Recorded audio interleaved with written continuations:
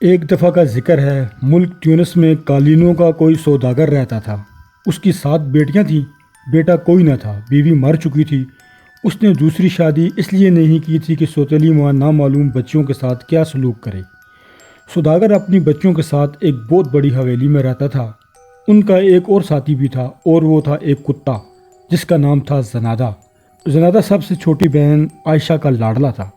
اس نے اسے پال پوس کر بڑا کیا تھا۔ عائشہ اس کو کھلاتی پلاتی، نہلاتی دھلاتی اور اس کے ساتھ کھیلتی۔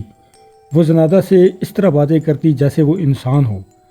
زنادہ اصل میں کتا نہیں، جن تھا، اور جن بھی خوش مزاج اور انسانوں سے محبت کرنے والا۔ بس دل بہلانے کے لیے وہ کتے کی شکل میں سوداگر کے گھر رہنے لگا تھا۔ سوداگر ہر روز صبح سویرے بازار جا کر اپنی دکان کھولتا، قالین باہر نکالتا اور سجا کر رکھ دیتا۔ دوپہر کو تھوڑی دیر کے لیے کھانا کھانے گھر آتا اور پھر دکان پر چلا جاتا اور شام تک مصروف رہتا۔ اس کی زندگی اسی طریقے سے گزر رہی تھی۔ ایک روز دکان سے واپسی پر وہ مسجد کے سامنے سے گزر رہا تھا کہ ایک ڈھنڈورچی کی آواز سنائی دی۔ اے مسلمانوں، خدا کو یاد کرو، صرف وہی بھروسے کے قابل ہے۔ اے گناہگاروں، خدا سب کچھ دیکھتا ہے، اسی کی تعریف کرو۔ یاد رکھو، حج کرنا ہر مالدار مسلمان پر فرض ہے۔ آپ میں سے جو بھی خدا کا گھر دیکھنا چاہتا ہے اور رسول اللہ صلی اللہ علیہ وسلم کے روزے کی زیارت کرنا چاہتا ہے، اس کو اطلاع دی جاتی ہے کہ حاجیوں کا قافلہ مکے کے سفر پر اس مہینے کی 5 تاریخ کو روانہ ہوگا۔ سوداگر نے یہ منادی سنی تو اس کے دل میں تمنا پیدا ہوئی کہ وہ بھی حج کے لیے جائے۔ اس نے پکا ارادہ کر لیا کہ وہ اس سال مکہ ضرور جائے گا اور خدا کے گھر میں حاضری دے گا۔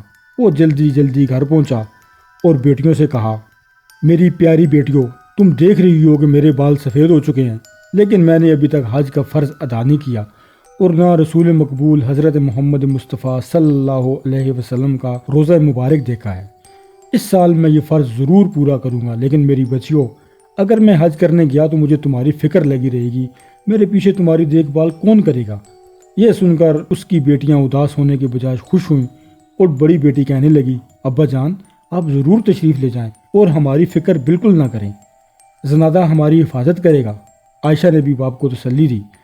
لڑکیوں نے خوشی خوشی باپ کا سامان باندھ دیا، کھانے پینے کی کچھ چیزیں پکا کر ساتھ کر دیں، کچھ چیزیں کچی بھی باندھ دی تاکہ باپ کو لمبے سفر میں کسی قسم کی تکلیف نہ ہو۔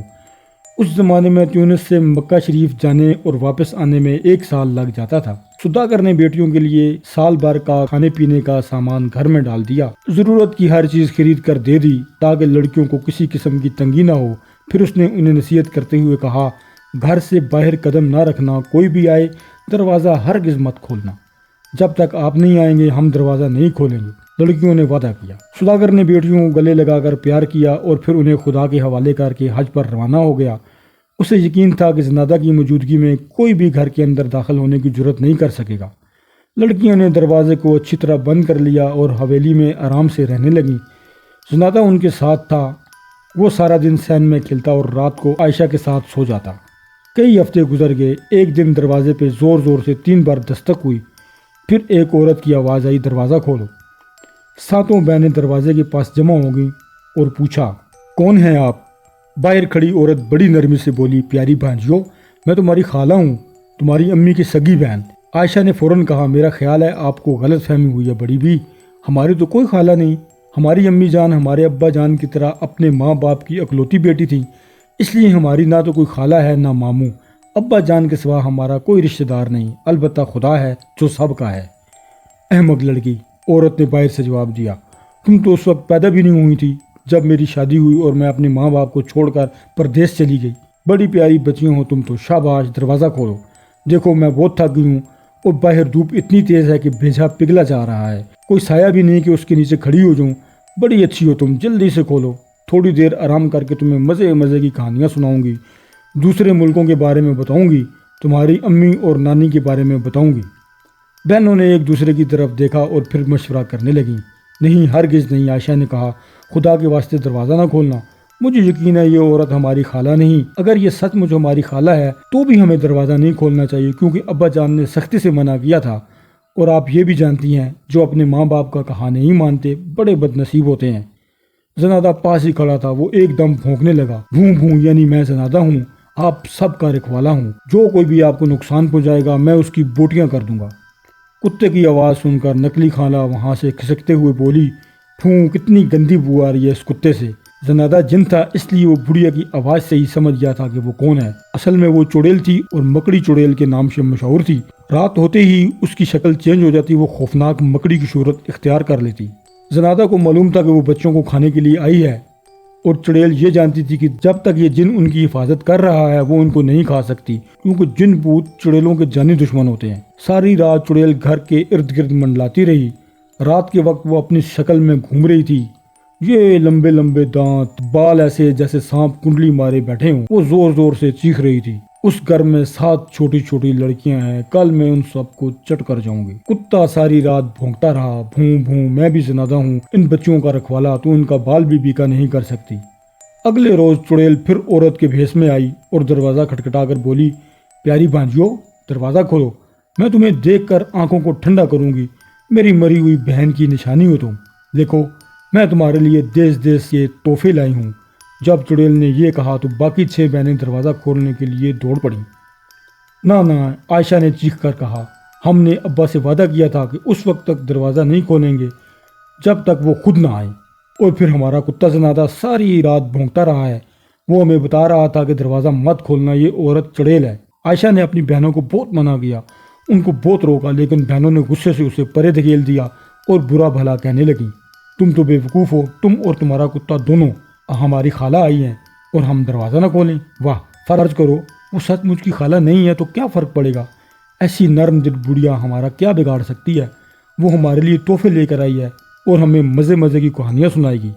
عائشہ پھر بھی نہ مانی اور بہنوں کا راستہ روک کر بولی، نہ میں نہیں کھولنے دوں گی، لیکن بہنوں نے اس کی کوئی پرواہ نہ کی اور 2-3 تھپڑ جڑ کر اسے پرے ہٹا دیا، پھر دروازے کو چوپڑ کھول دیا، خالہ جان تشریف لائیے۔ مگر راستے میں زنادہ کھڑا تھا اور غصے کے مارے زور زور سے بھونک رہا تھا۔ چڑیل اس کے ڈر سے آگے نہ بڑھی اور وہیں کھڑے کھڑے ہاتھ پھیلا کر بولی، پھوں پھوں بیٹی، اس کتے کی بدبو سے تو دماغ اڑا جا رہا ہے، جب تک اس کو جان سے نہیں مار دو گی میں اندر نہیں آؤں گی۔ بڑی بہنوں نے اسی وقت کتے کو پکڑا اور گلا گھونٹ کر مار ڈالا۔ عائشہ بیچاری بہت روئی، بہت چلائی، بتیرا منع کیا، مگر بہنوں نے ایک نہ سنی۔ وہ 6 ایک طرف اور عائشہ اکیلی ایک طرف۔ وہ غریب کیا کر سکتی تھی؟ عائشہ کو کتے کے پاس روتا ہوا چھوڑ کر باقی بہنوں نے بڑھیا کو اندر بلا لیا۔ جو ہی مکڑی چڑیل نے دروازے کے اندر پاؤں رکھا، مردہ کتے کی لاش بھونکنے لگی۔ بڑھیا پھر پیچھے ہٹ گئی۔ توبہ توبہ، مرے ہوئے کتے میں سے تو اور بھی بو آ رہی ہے، میں تو اندر نہیں آؤں گی، پہلے اس کو جلا دو۔ بڑی بہنوں نے فوراً کتے کی لاش کو جلا دیا۔ عائشہ انہیں نہ روک سکی، لیکن جب آگ اچھی طرح بجھ گئی تو اس نے کتے کی راکھ سمیٹ کر رومال میں باندھی اور اپنے پاس رکھ لی، پھر الگ بیٹھ کر اپنے پیارے کتے کو یاد کر کے رونے لگی۔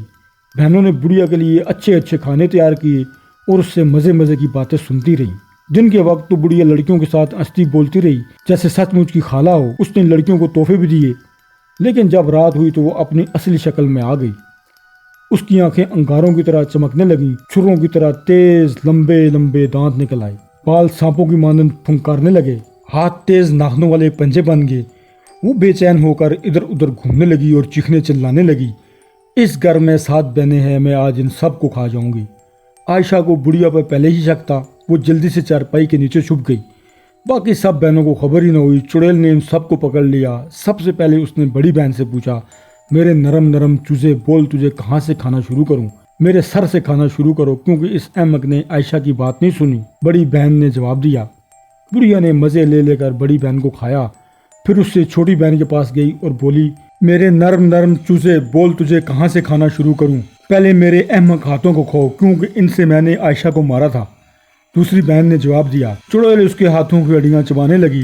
جب ساری لڑکی اس کے پیٹ میں چلی گئی اور اس نے تیسری لڑکی سے وہی سوال کیا، لڑکی نے جواب دیا، پہلے میرے کان کھاؤ، کیونکہ انہوں نے عائشہ کی بات نہ سنی۔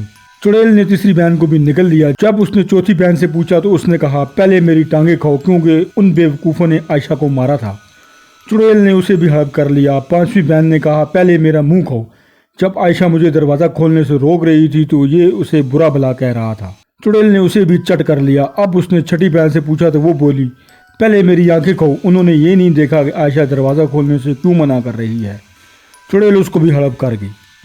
اب وہ ساتویں بہن کی تلاش میں کونے کھدرے دیکھنے لگی، ہر کونے میں گئی، سین میں ڈھونڈا، آخر اس کو معلوم ہو گیا کہ عائشہ چارپائی کے نیچے چھپی ہوئی ہے۔